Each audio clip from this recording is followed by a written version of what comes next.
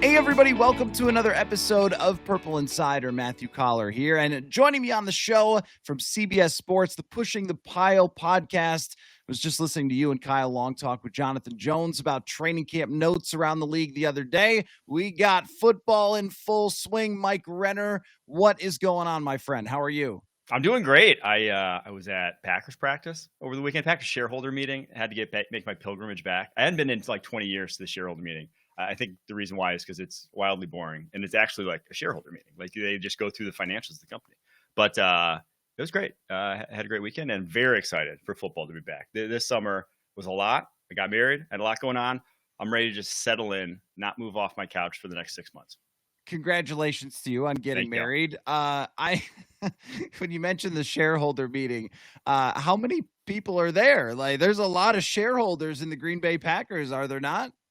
It was a lot. I was actually floored. So they had the set facing the east stands, kind of, and pretty much the east stands up to from the bottom row up to the top row before you hit like the upper deck were full. So it was pretty. I'd estimate probably somewhere in the neighborhood of about 8,000 people, 8 to 10,000 people at a show. Wow. Okay, how about that? To listen to a bunch of Packers financials. But I am curious about some Packers things, but I have a game for you, and it will bring us to a lot of the NFC North. And it's called 30 for 30 game. What if I told you? We're going to start out every part of this conversation with what if I told you. So as you know, because look at me, look at how good I look. This means I've been in the sun a lot, watching JJ McCarthy practice on a daily basis here. And I'm going to tell you what, Mr. Renner, I think JJ McCarthy has really looked the part so far I know that's not what you want to hear, but it's true. It's true. He's looked the part so far early in training camp. And what has specifically stood out to me is something that he didn't do that well in college, which is throwing the ball down the field.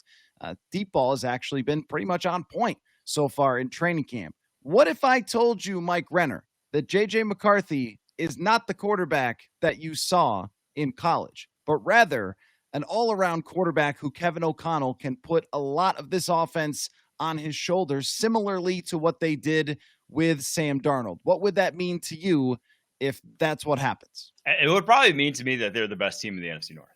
I do think from a roster perspective, they have some big question marks in their secondary, and I trust Brian Flores to kind of figure that out. So I don't think it's going to be a disaster, but it is worrisome.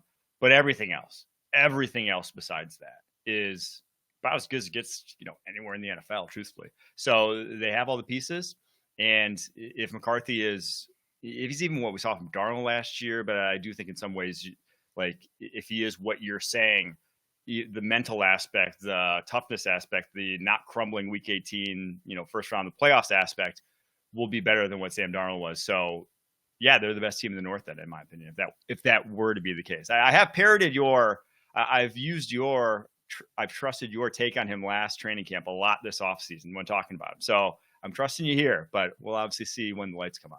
Well, I appreciate that. And we are only 5 days in to training camp, but I think what we've really learned about JJ McCarthy, that you never know when a guy gets into the NFL. There are plenty of prospect quarterbacks you've covered through the years where everyone said, hey, this guy, A+ character, A+ work ethic, everybody loves him.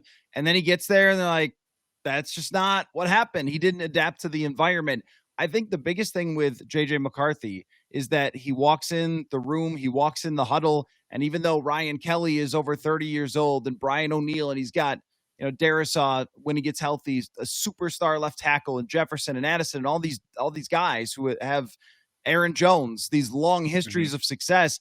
It doesn't seem like he is thrown off by that. The fact that he's got to be the one that leads all of those guys, and more impressive than even the improvements in how he's thrown the football, I think is just the command of the offense. And I try to figure out, like, how much is it just, hey, it's just a practice, but we've accumulated now quite a few practices where he's looked this way, and it feels like he's going to be able to step in and hit the ground running. But what concerns would you have about JJ McCarthy still lingering over of the situation of dropping into a veteran team as a new quarterback? I think when I heard you describing him there, you were secretly, like, you're not secretly, you were kind of lamenting Christian Ponder in a way. You were throwing shots at him because he had all the intangibles, right? He was that guy, but he obviously, the leadership aspect, that part of it was lacking, I would say, for him. So if that's all there, I think the biggest thing, at least just this year, is that he still hasn't played in the NFL, right? I don't care how good you are. If you have not played and hasn't even practiced a full season, right? He had the training camp last year, got hurt, didn't get to see the field. You haven't played, it's just going to be difficult. And even going back to college, he hasn't seen a lot of defenses. He was a multi-year starter, but he wasn't dropping back to pass 30 plus times a game. That was kind of the big thing on him. So just having seen reps is one of the biggest things that helps you play at an elite level at quarterback position. People are talking about it with Anthony Richardson. People talk about with Trey Lance, but it is a true thing that you need to see it. So that aspect, and I would just be curious to see how his touch has evolved, because that to me was the biggest thing for him coming out of Michigan, was that there was one speed to his throwing. And I obviously haven't seen him as closely as you did. You'll be able to speak on this, but that was something that in the NFL, to hit different aspects, different areas of the football field, namely like that area behind linebackers, behind the front, first level of zone defenders, before the second level of zone defenders, you better have some touch. You better have the ability to layer that just a little bit better than we saw from him at Michigan. So I'm curious to see how those things advance and progress as we see him this year. Well, what is the first step of solving any problem? It's recognizing that it's a problem, right? And actually, McCarthy and Kevin O'Connell have been very open about what you just said. That's the biggest thing. I mean, even Kevin O'Connell the other day was talking about how in minicamp there were a few throws that he had where it was, hey, take the RPMs off that football. Like, you don't need to throw it through a wall. And McCarthy mentioned the same thing after minicamp when I asked him where he was evolving as a thrower. And so far early in camp, he's made some really nice layered throws, like an out-breaking route behind, if you picture a cover two, so in front of the safety, behind the cover two corner, and just an out-breaking route yesterday where he drops it into Jalen Naylor.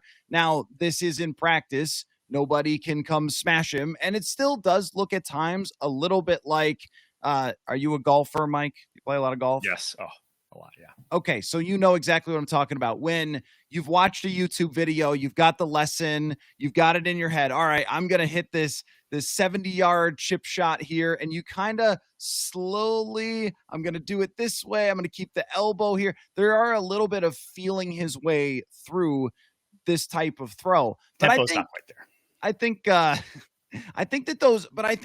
like the fact that he is improving on it can grow and grow and grow. But more importantly to me is that when he steps to the line of scrimmage, the ball gets snapped on time. He drops back, he hits the back foot, he throws the football. And okay, if there's an inaccurate pass here or there, you can deal with that. What you can't deal with is if someone doesn't have control of the huddle. How do you describe this with quarterbacks? Because I don't know if I have a good word for it. It's just I've seen enough camp practices to be like, I think that, yeah, that's how it's supposed to look.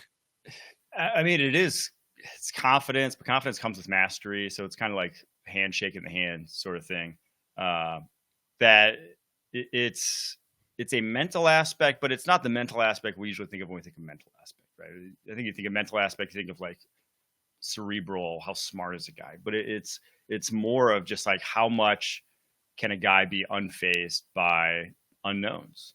How much can he, because every single play is going to be different. You're never going to get the exact same look, exact same time. And you have to factor all that in and not let it break the computer in your mind down, right? It has to still be firing at full speed. So it's an intangible that you know it when you see it, and definitely not everyone has. But McCarthy, even dating back to Michigan, like that's what people raved about with him. Yeah, and I think you see every bit of that coachability as well, which was a major aspect. So when you talk about the NFC North, I think when I'm looking at, Detroit updates and I follow, all those beat reporters up there, I'm raising some eyebrows just at their health already, where they've had some injuries. And just before we went on, I saw Terry and Arnold left the field, and I saw they were doing tackling drills where I'm like, I don't know, man. I don't think that's a really good idea to be doing too many hard tackling drills early in training camp after you lost your whole defense last year. I try to look forest and trees with Detroit, though. Like if you get too up close with, well, they lost this guy and they're trying to do this on the offensive line. Like, let's not forget how much talent they have. And I also think Jared Goff's just gotten a lot better as a quarterback over the years. But I think this is the most questions we've had about Detroit overall, probably in a couple of years now. Yeah, and even throwing personnel out of it, I don't think you can understate the losses that they had at OC and DC. I mean, to lose both in the exact same offseason. And yeah, they kind of promoted from within on DC. John Morton at OC was with Denver, but he was with Detroit before. So like familiarity with the system. But there was their talent, especially offensively, was not talent that you're like, okay, yeah, every year that's going to be a number one, number two sort of offense. They were put to that level because of Ben Johnson, and not every OC. I mean, the comp I've been using is like the 2016 Falcons. So number one offense in the NFL. Matt Ryan wins the MVP. They go to the Super Bowl. They lose Kyle Shanahan. Bring back every single person for that offense next season. And they had a good OC. They had Steve Sarkisian. I don't think anyone would say he's a bad OC. He had one of the best college offenses of all time. And they were like the 10th best offense in the NFL the next year. Why? Well, that's just what happens when you don't have that guy at that position at the offense, at the play caller. So I think they're going to take a step back. And I do think that as much as they are bringing guys back, can we rely on Aleem McNeil coming off an ACL? Can you rely on Aiden Hutchinson to be Aiden Hutchinson coming off a tib fib? It's like they're bringing guys back, but they're not necessarily going to be themselves. And then they also lose Frank Ragnow. It's like, it just feels like last year was unfortunately their window. And I don't think they're taking a massive step back. I don't think they're missing the playoffs or anything like that. But all of a sudden they went from the unquestioned, I think week 14 in the NFL last year, you would have said this is the best team in the NFC for sure. They went from that to just one of many now in the NFC that could make a run at it. And so that's just how I feel about the Lions. Obviously, if you're a Lions fan, I'd love for you to prove me wrong. And the talent's still there. They're still a very good team. And you have the best drafting GM to start his career in NFL history, right? So it's not like they're going away. It just feels like this year specifically, it's going to be tough sledding. Well, let me tie it into a what if I told you phrasing. What if I told you that Dan Campbell was either on the hot seat or coach of the year? Which one of those things do you think would be more likely? Oh, gosh. Probably coach of the year, just because that city loves him so much that they could go 2-15 and they would not fire Dan Campbell. So coach of the year feels like far more likely, because if they do have the exact same success, having lost OC and DC, then it's like, well, maybe it wasn't necessarily just Ben Johnson and Aaron Glenn. Well, maybe it wasn't. It definitely wasn't, right? It had a lot to do with then Dan Campbell. So I think it's far more likely to win coach of the year just because of how that city views him, where his standing is. But I find that extremely unlikely as well, I'll just say. Yeah, that's why I went hot seat, not fired, because there's no chance. And, even a step back year, even if they won 8 games or something like that, I don't think that means that anyone would be talking about moving on from Campbell. But I think it would change the narrative on Dan Campbell a little bit, as he's not a miracle worker, and maybe his offensive coordinator was a major part of what he was doing. And we even saw this here from 17 to 18, where the Vikings go from Pat Shurmur as their offensive coordinator, had a great connection with the players, to John DeFilippo, and they just completely changed systems, changed all the verbiage, and it didn't work in the same way. He didn't have the same connection with the offensive players. So it happens all the time. At least Detroit, though, did bring in somebody who had been with them before, so it's not like his first look. I think it's the offensive line thing that is much, much more concerning, because all of their success started with that offensive line. And I mean, when we asked Harrison Phillips about Frank Ragnow, he was like, this guy's the best player in the league. I mean, that guy was unreal at sorting through everything. And I just think that loss is, if it was a wide receiver who was equivalent talent, we would talk about it nonstop. But it's a center, so it's kind of like, oh yeah, and they lost Frank Ragnow. But that is a huge deal. Yeah. So basically, when you had Frank Ragnow and Penei Sewell, and Taylor Decker to a lesser degree, but those two guys, every time you run a double team, you run duo up front, you run power up front, you're going to have 2 double teams with an elite person on it. You're going to cave in a line, half the line of scrimmage most times. The right side of that offensive line was just so utterly dominant when they did, when they wanted to be in the running game, that it's hard to understand that's going to change. It just is going to change. And I think the part of their secret sauce was that like they weren't just good at running the football.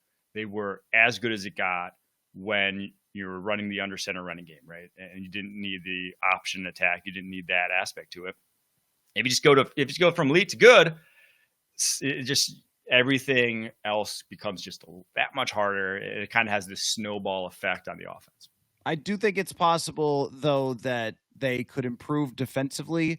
I thought somebody said to me in the league, Mike, we go to the combine, we talk to people in the league. Oh, yeah. Said that Aaron Glenn may actually be a better head coach than a DC. And I did not think that it ever threw off the Vikings in terms of the complexity of their system or any sort of deception. They kind of lined up and played man a lot, and they got toasted a lot of times because of it. I think that they could add some different layers to that under Kelvin Shepard. No, I don't think that's unreasonable to say. They were very confident in their corners to a fault at times because, Terran Arnold was not great for a rookie, their first rounder. So they very much trusted them a lot. I do think DJ Reed also, who they signed for agency, is perfectly suited to, maybe even more suited if you're doing a little bit more than playing just man than Carlton Davis was. It could even be an upgrade for them. And then Terran Arnold is not a rookie anymore. He's going into year 2. And even if he's not great, well, you have Enos Rakestraw, who you drafted in the second round. So I think there's a real argument made that the secondary, at least, you'll get better results out of, but it is going to start up front. And with all the injuries they've had, that's where I see it just being difficult, is that they may not be able to pressure consistently opposing quarterbacks. Okay, let me circle it back to the Vikings here. What if I told you that Jeff Okudah played 750 snaps for the Minnesota Vikings in their secondary? Ooh, I tell you, I hope that I was correct about my pre-draft evaluation of him then, because pretty much everyone's pre-draft evaluation of him. I don't know. He had the Achilles tear. He was obviously terrible as a rookie. Everyone was terrible in that Patricia scheme, though. Achilles tear, and just has not looked the same. So I would tell you that I would be worried. I just don't. When a guy's been around that long, had as many chances as he had, and that's what you get when you're a top 5 pick, to have not stuck. No one's like, yeah, I see the potential. Because as soon as you see the potential in a guy, you're going to give him every chance to stay. I'm worried. I'd be worried. I'd be worried. I'll just say that. I think so too, and I want to give the Jeff Okudah thing plenty of time in training camp because he's taking first team reps now in nickel. They don't play nickel all the time, and they play a big nickel a lot of times with Josh Metellus. Theo Jackson's going to be in, and they also have Mekhi Blackmon coming back from an ACL. So I don't think that they've wanted to throw him right into the Wolves and be like, hey, go guard, Jordan Addison for an hour and a half here at practice on the third day when you're coming back from an ACL. So I want to let that play out. But as of right now, Jeff Okudah is in the mix. If he were to turn it around, how would that happen? I mean, because going back and looking at the numbers, my theory on Jeff Okudah is that when he was drafted, the league played a lot more me versus you. And he was so physical and so just giant. His arms, when he just lines up, his arms basically touch the ground. They are so long. So I think that what everybody saw, including you, was if it's me versus you, mano a mano, this guy is going to shut people down. But then the league started hitting all these explosive plays against man coverage and shifted towards zone. I just wrote about this, and Brian Flores talked about it the other day. I think that that's what's made it harder for him to stick. And Flores plays a ton of zone, so is he going to be able to find a new life here, not being that man-to-man guy? I honestly don't think so, just because I do think the Achilles ended up robbing him of – he never was a high-end athlete to begin with. He had what you said, that. And it just robbed him of that ability to, from an off position or from a step behind, get that burst to really go and make up that ground. I just don't see it out of him anymore, unfortunately. So that's why – I thought Houston, if anywhere, where he was last year, was the scheme for him to work out in. And he couldn't even beat out a second-round rookie, and when he did see the field, it wasn't good. So I am just I'm more enthused. I would have more I would be happier if Mekhi Blackmon probably won that job than if Jeff Okudah did at this point. And I liked what I saw from Blackman in 2023. They were ready to start him last year. So I'm still thinking that that's going to play out that way. The only concern is maybe just size for Mekhi Blackman. If you're going to play him every single snap, can you have him play 800 snaps, 700 snaps when he is only like 5'10 and 170 pounds? I think he's got that dog in him, but that's still a hard thing to do with a lot of the matchups. You look around at their schedule and who they're going to face. They have a lot of really, really difficult wide receiver matchups. And I think this ties in to another conversation. I was talking to, Cody Alexander, right? The defensive guru from Match Quarters, about how like Flores is really going to have to lean into if it plays out this way that they're using Okudah, the front seven being the most important, and pass rush and deception being able to enhance what you get out of a secondary. Like, how much do we believe in that? Because I kind of saw a lot of it last year with him able to have Shaq Griffin and Stephon Gilmore playing a ton of snaps for that team. That's not exactly a cornerback duo that you would have said is toward the top of the league. Oh, you bring back, the Lovie Smith era. There are ways, there are coverages that you can play that turn cornerbacks into not only like, in cover two, the cornerback has the easiest job pretty much of any position, even easier than the linebackers in terms of coverage, easier than deep safeties. They have a very limited realm of where they're having to guard, and it's not going to, even if they do it poorly, they're not going to give up a big play. So I think, in the cover six or cover two realm, you have cover six, you have ways of really throwing help over the top of these guys that you're just going to have to do. And how did the Bears become one of the best defenses in the NFL, running almost exclusively cover two back in the day? They had an awesome front four. They got home. You get home, it becomes difficult to play against a defense like that. You basically have to check down a lot if that's the case. And so I think that's what we're going to end up seeing. Flores isn't a dummy. He's not going to go ask Okudah and Rodgers and Kai Blackman to go play man coverage against the Packers wide receivers every play, but it's going to limit what you have to do defensively. We just saw the Rams do it though, right? In the playoffs, saw the Rams do it to the Vikings, right? That's kind of the blueprint nowadays of what you do when you don't have cornerbacks. Okay. How about this one? Just another for the Vikings defense. If I told you Dallas Turner had 7.5 sacks this year, where does the Vikings defense rank in the NFL?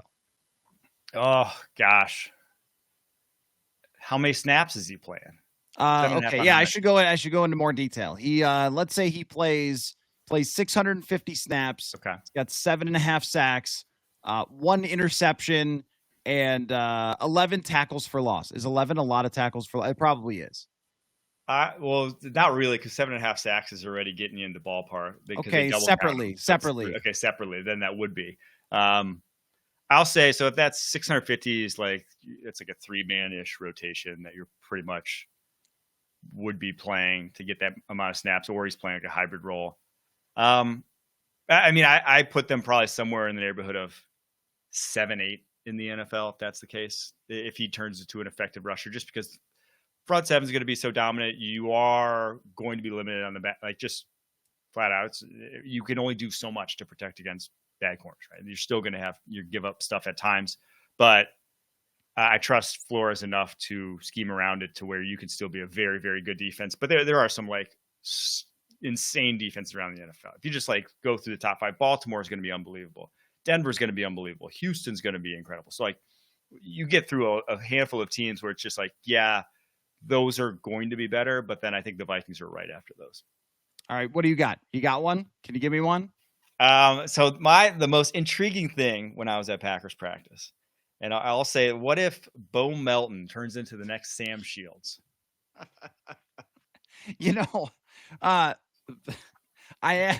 So there was a game with the Vikings and Packers 2023 where the Vikings decided to start Jaron Hall. It will go down in Vikings lore forever because before the game, Kirk Cousins did the Gallahorn blow with no shirt on. Mm-hmm. And so the roof was about to blow off. Here we go. And then Bo Melton lit up the Vikings that night. And I think I definitely not heard of him because he may have had 4 catches or something before that and then had this great game. And I thought his name was Melvin. So for a while, I called him Bo Melvin on the show. I mean, normal. It's usually hard to find a Packers player that I don't know, but then this guy's out here catching a bunch of passes. Like, what? And then I saw that he is moving to defensive back, which I think was a Robert Tate thing back in the day for the Minnesota Vikings. I mean, I don't think it changes anything then unless he's like somehow really good at this. But it is funny. You don't see this that often. It's like when a position player suddenly becomes a pitcher in baseball, and you're like, that's not going to work, is it? And that's why I ask, is because I was there watching, and I could not believe how good he looked. Like, really? Truly, okay.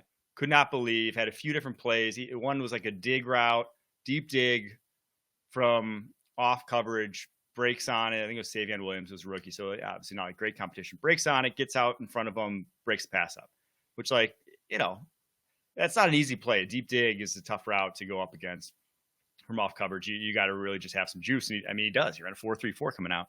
And then he had another against Matthew Golden where it was an out route from the slot. And he was, again, off, but it was off man. And it was an out route. And he didn't break hard on the out because he read through him to the quarterback, Jordan Love. And then when he, Golden adjusts the route, breaks back inside because Love hadn't thrown it, he's there bodying him right at the catch point. Like, he had some plays where I'm just like, that could work. And he is freaky athlete for whatever position he plays. Obviously wasn't a great wide receiver at his size, but his brother's an elite corner, or not an elite corner, but his brother was a highly drafted corner, is a good corner, starting corner for Arizona. I think it could happen. I think he took some reps with the ones over the weekend, apparently. And now I think it's a real shot of at least making the roster, but I was very impressed. Okay, you did take me in a direction that I didn't expect, though, starting with the wide receivers switching to the secondary. But as far as the Packers overall in this offseason, as a shareholder, were you sitting there watching them saying, are you guys going to do something? You know, that meme with the like poke with the stick, like do something. They signed Aaron Banks. I've made fun of that move on multiple occasions, but it's fine to improve their offensive line. I thought they paid a lot for fine, but the rest of the group, they lose Jair Alexander. It wasn't like they went out and got some other corner to replace him. It feels like the same exact team as last year, except for with a couple rookie wide receivers. Yeah, I just can't believe they spent the money that they had where they did. It is the biggest thing. It's like Aaron Banks, who's, I thought overpaid for what they got. Obviously, familiarity with schemes, probably why. He comes from San Francisco with Shanahan to now Green Bay. You give yourself maybe like a floor at guard. Maybe that's it. He was so disgusted with what he saw in the playoff game against Philly when Elton Jenkins went down. And he's just like, we're not going to let it happen again.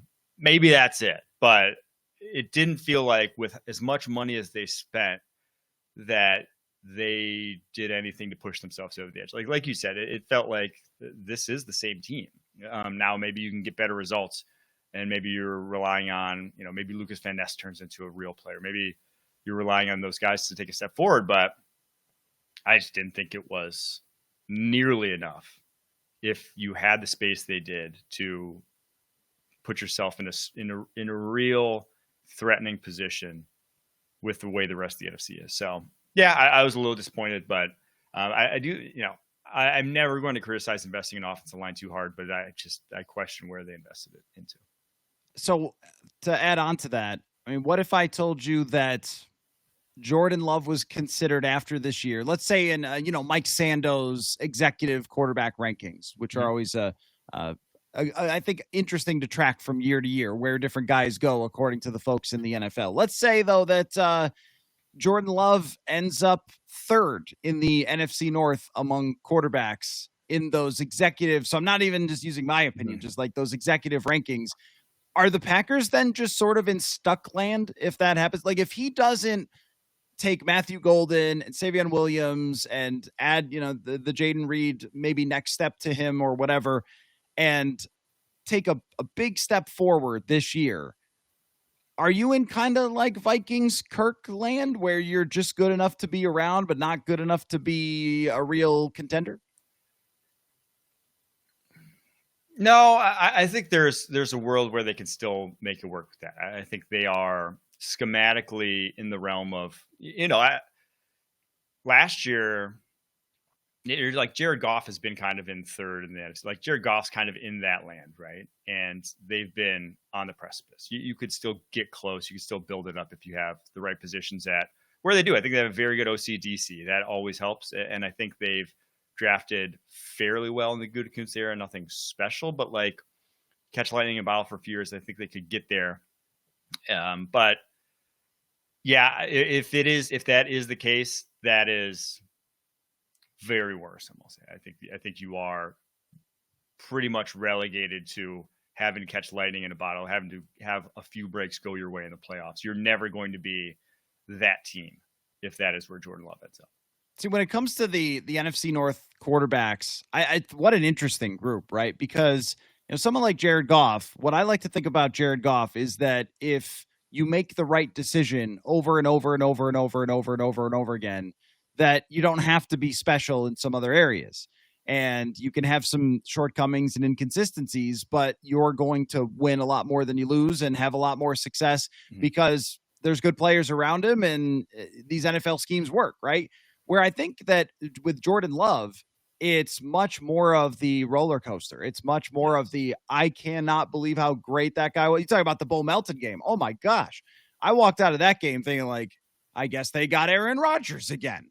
And then that, it wasn't necessarily the case the next time I saw him. And that's kind of been Jordan Love. But if he was 23, I think we would say, hey, you even this thing out and this guy's going to be great.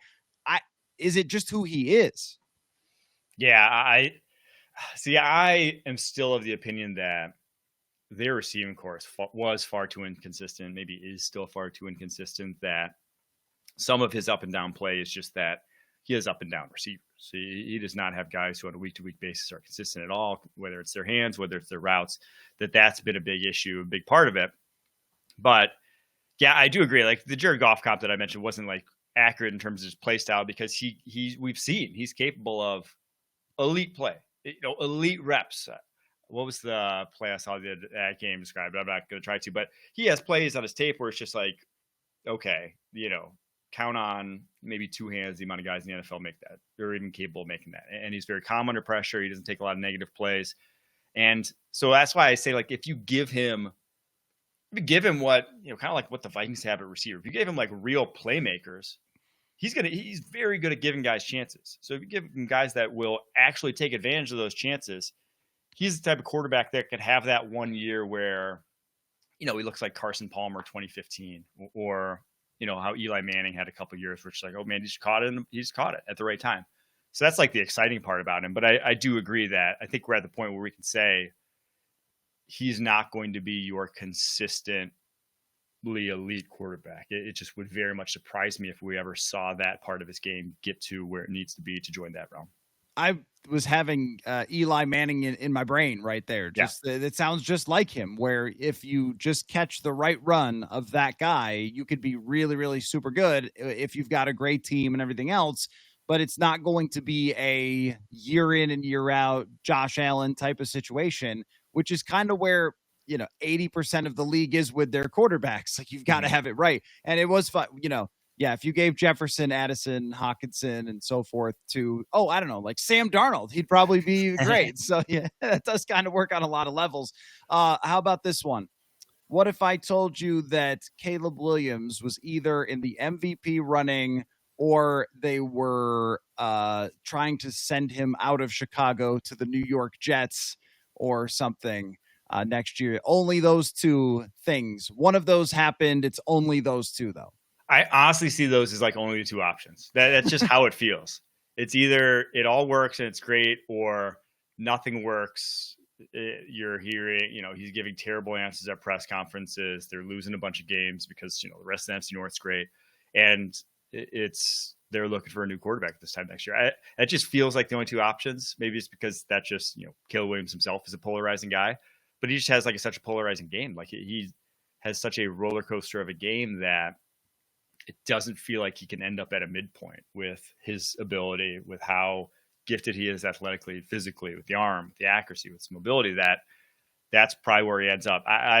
But I think I've seen enough from Ben Johnson that he will, if it is going to work with Caleb Williams, you did it. If you're Ryan Poles GM, you did it. It is all there for as much as like that might be in terms of just surrounding talent, in terms of coaching staff, you might not have a better situation for a young quarterback to develop. So if you're a Bears fan, that's why like at the end of this year, you will basically know, because there will be no like, oh, if we do this, if we did that, it's like, no, you did it all already. I think maybe the O-line is a tad overrated based on some of the acquisitions, like Jonah Jackson, Drew Dahlman. But other than that, like, it's not Detroit's O-line from the last 2 years that Ben Johnson had to work with. Sure. And I don't know how they're running the ball really successfully without anything really in the backfield there. But the early signs from Chicago camp are a little weird. Like Ben Johnson, like losing his mind. I'm thinking of what is it? What's the movie? Will Ferrell like throws a chair in a locker room or something, and it kind of sounds like Ben Johnson is a little bit like that in practice.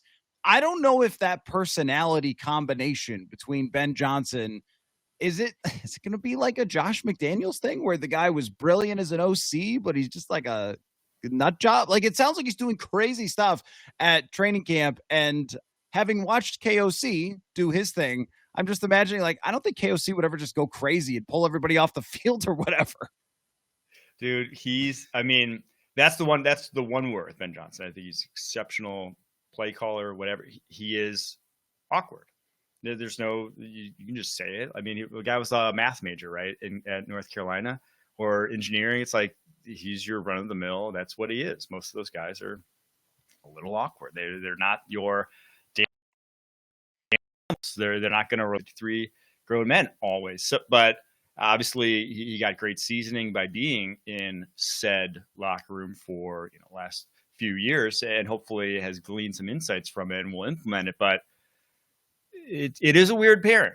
Caleb Williams and Ben Johnson are their conversations. I would love to be a fly on the wall for. I'm sure they are must see TV a lot of times that no one's getting to see, unfortunately. But yeah, that's if you're a Bears fan, that is the one worry that you have, is that just like we've seen a handful over NFL history be these genius OCs, and then they become head coaches, and it's like, oh wow, the team ends up hating them. So hopefully it doesn't end that way for Ben Johnson, but that is, you'd be lying to yourself if you said you weren't a little worried about that. I think that's an edge that KOC and Dan Campbell have, is that they were 100%. In those rooms. They were NFL players. They understand that environment. If you're the OC and you just have your meeting room and you're teaching your stuff, and then Dan Campbell takes over the rest, I mean, I think you can be mitigated with personality stuff. But when you are in charge of an entire organization, I can't imagine the number of things that come across the head coach's desk on a daily basis. And I remember KOC talking about that. Like, he didn't realize that he wasn't going to be able to sit in his office and just scheme all day like he could when he was an offensive coordinator. And that's, there is a lot of stuff of just being a manager of people and a manager of a quarterback. And I'm not so sure that he can communicate to Caleb Williams. I also am just not completely convinced that Caleb Williams is everything that everybody said he was going to be. I think a lot of folks overlooked some very clear deficiencies in his game and thought that he was just going to walk in and dominate the National Football League, and that has not been the case. No, yeah, I mean, I was wildly underwhelmed with his rookie year. I thought he figured out. I thought there'd be issue. I even said, like, he's not the best guy year one. He just wasn't going to be the best guy coming in the NFL. He had big issues. But I think the complete lack of development from week 1 to week 18, you flip on the tape and there was no difference in there was difference. Week 1 was, so god awful that it was difficult to watch, but like there was no legitimate improvement in areas where you need to see improved. That there's, if you're just ranking how worried you are about the first round quarterbacks that we saw a year ago. Now, obviously, you didn't see JJ McCarthy take him out. He is the most worried. You are the most worried about him than you are, just in terms of succeeding, right? He could end up with the highest ceiling of the bunch, but just in terms of ending up being a franchise quarterback, I think I would be floored if every other guy that we saw start last year, Penix, Nix, Daniels, May, I'd be floored if they didn't all turn out to be franchise quarterbacks. That's just from that. But Caleb would not surprise me if he didn't end up reaching that status now. The biggest concern I had with Caleb Williams in college was I felt that when things got hard, he lost his confidence and he didn't really know how to lead the team. You talk about a guy that doesn't look like he relates to everyone. I mean, I see JJ McCarthy out there with these guys. I'm just like, he's just a dude. They don't care how old he is. Doesn't really matter. He's just a dude. And he fits in that environment. I never saw that from Caleb in college and definitely don't see it here. And last year when things got hard against the Vikings, he was just down on himself, sitting alone on the bench. It's like, that's not how that position works. It's also a management position. And this is going to sound really dumb, but what was like actually very worrying to me when I saw it, that I think a lot of people kind of like laughed off. Did you see the clip of him? It was preseason. It was at the swing a baseball bat. No, I did not see that. It was got off. I mean, it was terrible. Like pretty much every other quarter, just the guys that reach the elite quarterback stats. Just think of all the ones that are at that stats in the NFL. You could drop them into any sport right now and they would succeed. It's just like, that's kind of what the position, it's such a multifaceted position. It takes so much, so many different skill sets amalgamated into one, that when I saw him try to swing a baseball bat, I'm like, oh, this guy maybe has only been focusing on one thing his entire life. And then that doesn't leave you many, like the other guys who are athletes who had all this, they have answers for other things. Caleb Williams, it just seemed like he doesn't have answers because he is trained for such a specific skill set that you can miss the forest through the trees. I also think that seeing the field is something that you just cannot teach anybody. And I'll never fully understand why Drew Brees could see the field and not tall quarterbacks, right? But for whatever reason, I think there's like a matrix sort of trusting what you haven't seen yet type of thing that some guys have. I remember Steve Young said on his A Football Life, he said, I really took the big step forward when a coach told him, you can't see the receiver. You just have to throw it to the spot you're supposed to throw it. And some guys trust that and some guys don't. And it seems like Caleb Williams doesn't. I don't know about the swing of a baseball bat, but I get what you're saying. Like maybe there even is just a little bit of a sheltered type of person who has been like built in a lab to be this quarterback guy, but maybe necessarily didn't have the experiences with other people in this kind of way. Like how they just have like AAU kids playing basketball on 50 different teams and just running around, whatever. Like you never really become sort of one of the guys. I also think that everybody reacts differently to things that happen. Like, did you ever watch that? This is like way down. You went with the baseball bat thing. So now I got to like go way off here, but did you ever watch that, documentary about the guy who free climbs like mountains? You ever see that? It's called Free Solo. Free Solo, yeah. Insane, right? And they put his brain in an MRI and they showed him like scary images and stuff, and his brain did nothing. Like the guy he just didn't care at all. Like, and so he's climbing to the top of the mountain. Oh yeah, of course if you slip you'll die, but whatever, that doesn't move him. And it's like, I think that quarterbacks can be like that. I think some quarterbacks either really react to fear and pressure and pain, and some of them are just like, doesn't mean a thing to me.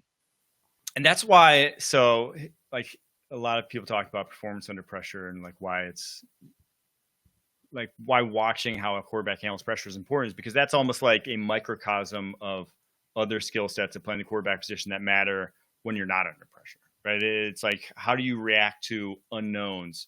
Well, there's going to be a lot of unknowns and coverages that maybe you can't see their brain working in that regard, when they're in a clean pocket, but you can definitely see how their brain works when pressure hits. And Caleb Williams last year, how his brain worked when pressure hit was very worrisome. Yeah, it was sheer panic, honestly, from and he's been able to panic and run his way out of it, but not in the NFL all the time.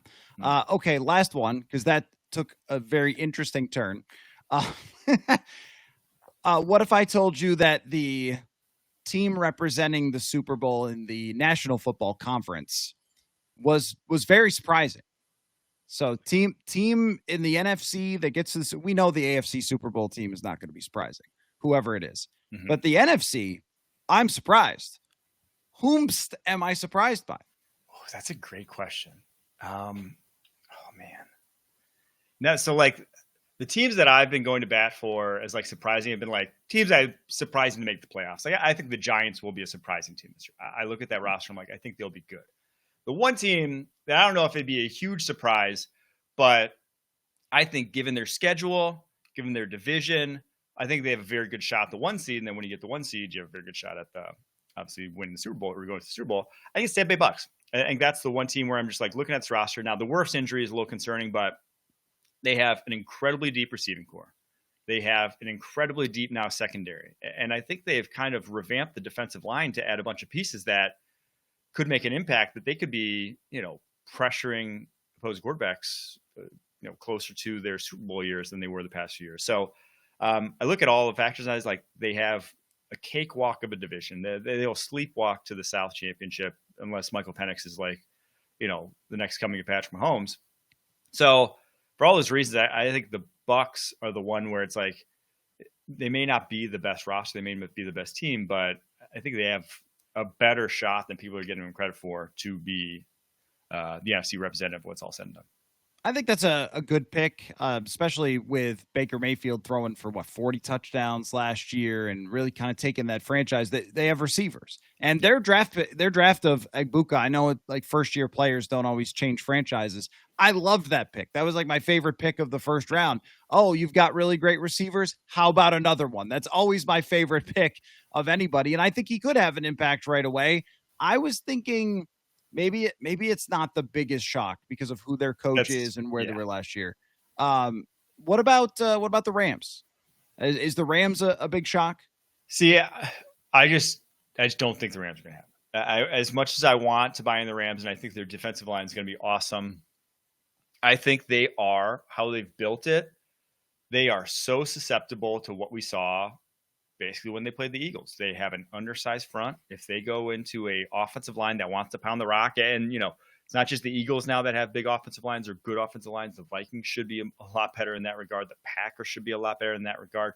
There are some good run blocking offensive lines now. Tampa Bay Bucks as well, that like they can move that team around, or that defensive line around. And that's their strength, right? And then once that's the case, it's like this secondary is, it's even scarier, I think, on paper than the Vikings secondary at this point in time. So that I just am not buying.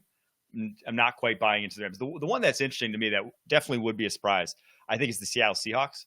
And I think has, could be better than people think, just because I think their defense is going to be so insanely good. Like the teams, like I said, that are going to be better just on paper than the Vikings, Seahawks are one of them. This defense is loaded from their secondary to their defensive line. Some of that's because I was so high on Byron Murphy, and now he's going to be, heading into year 2, should see a big leap from him. And also, I think schematically, offensively, what to do is going to be much better for them than what they did last year under, why am I blanking on the Washington OC, but what they did last year. So it's going to protect Sam Darnold a lot. It's going to run the football a lot. It's going to feature those running backs. So I think Seahawks if I have anyone from the West, that would be a surprise, because I don't think people would be surprised as the 49ers do. That's the one team I'd pick. Are the Vikings a surprise pick, or do they not count because the roster's so stacked? Yeah, I mean, they were 14 wins last year. Yeah, so it's not really. They're not really a surprise, yeah. I think there's a tier of teams that, like I said, the Bucks, just because I don't think a lot of people are picking them, but like Bucks, Packers, Lions, Vikings, Eagles, Commanders, those, I'd be hard pressed to say any of those are a surprise right now. I think the biggest one that there is a world, but I don't think it's going to happen, would probably be the Cowboys, because they still have the juice. They still have the top players that they had. But that franchise is just such a calamity that it's really hard to see them get over the top. I will say that, when we judge coaching hires, we're usually wrong. It's like worse than trying to judge coaching hires. So everybody hated the Schottenheimer hire. Maybe he'll be good. I'm not saying it'll happen. I'm saying it's the surprise that you could go, oh, Micah Parsons gets 20 sacks and CeeDee Lamb has a career year. George Pickens keeps his head on straight. And wow, the Cowboys are the surprise team. Somebody else gets hurt in that division. They fall apart. Like that's where, maybe there's a world. The podcast is Pushing the Pile with Kyle Long. Former offensive lineman. We know it on this show. Former offensive linemen are the best talkers about the game of football. and you get to host with Kyle Long, which is very cool. Mike Renner, this was your 1000th appearance on the show, and it was great. So I really appreciate it, man. We will definitely talk again soon. For sure. Thanks so much for having me, Matthew. Have a good one, man.